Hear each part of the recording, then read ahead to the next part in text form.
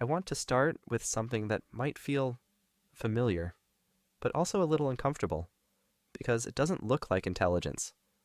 At least, not in the way people expect. There are no trophies, no obvious achievements, no clear signs that say, this person is smart. And yet, something about the way you think is different. You notice things others miss. You read situations faster. You feel shifts in people before they even speak, and you don't know why. You just do.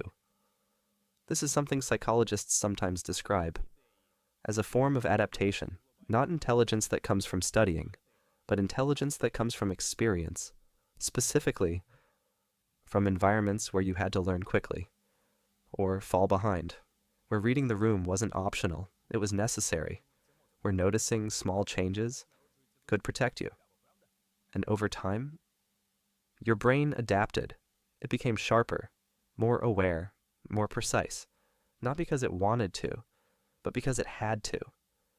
This is what some people call traumatic intelligence.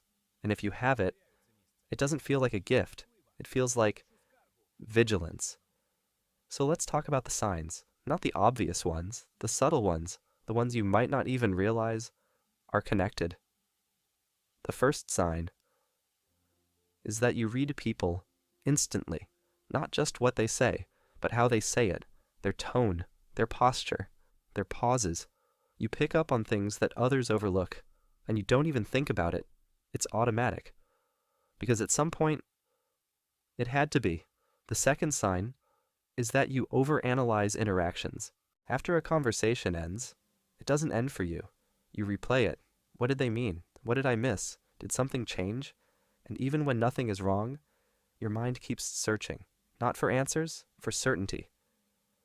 The third sign is that you feel responsible for other people's emotions.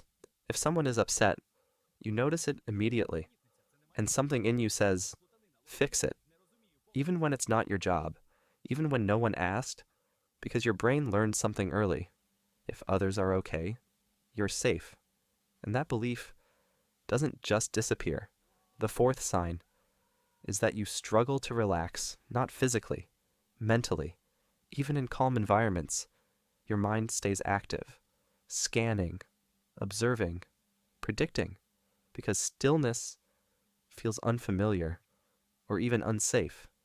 The fifth sign is that you think ahead constantly. You don't just see what's happening. You see what might happen. Possible outcomes, possible problems, possible risks.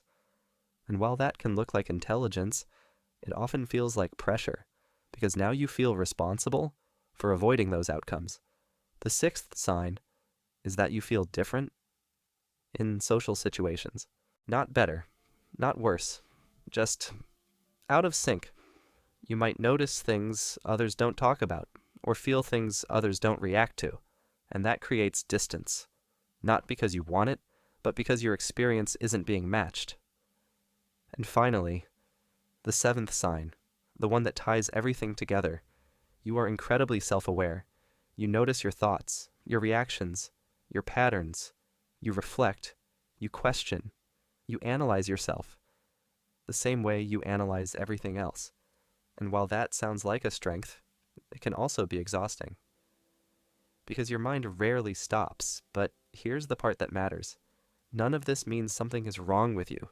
It means something happened that required you to become this way.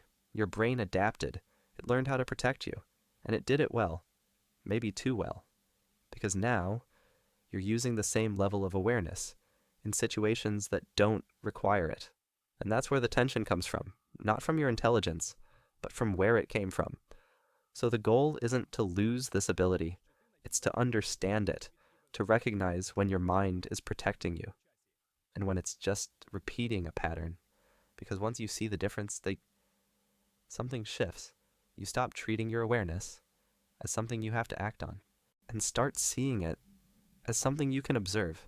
Not every signal needs a response. Not every feeling needs a solution. And slowly, that constant tension begins to loosen. Not because you became less aware, but because you stopped expecting your awareness to control everything. And maybe that's the real shift. Not becoming someone who doesn't notice everything, but becoming someone who doesn't have to react to everything they notice. Because your intelligence isn't the problem. It's just been shaped by something deeper. And once you understand that, you don't feel broken anymore. You feel explained. And here's where things begin to change. Not in a dramatic way, not all at once, but quietly. Because once you understand where this kind of intelligence comes from, you start noticing something else. You're not reacting to the present as much as you think. You're reacting to patterns, old ones, familiar signals, familiar tones, familiar shifts in energy. Your brain doesn't wait to confirm what's happening. It predicts. It fills in the gaps. Because in the past, waiting for clarity wasn't safe. So now, your mind moves ahead of reality, and that's why things feel intense, even when nothing obvious is happening. A small change in someone's tone feels like a warning, a delay in a message. Feels like distance, a quiet moment. Feels like something is wrong, not because it is, but because your brain learned, pay attention, just in case. And again, that worked. It protected you. But now, it's applying that same level of alertness to everything, even safe situations, even neutral moments. And that's where the shift begins. Not by forcing yourself to stop noticing, but by asking a different question. Is this happening now, or does it feel familiar? Because those are not the same thing. And the more you ask that question, the more space you create, space between what you feel and what's actually real. There's also something else that starts to change. Your relationship with control, because a lot of overthinking comes from trying to control outcomes. If you can predict everything, you can avoid mistakes, you can avoid pain, you can avoid uncertainty. But the truth is, that control was never complete.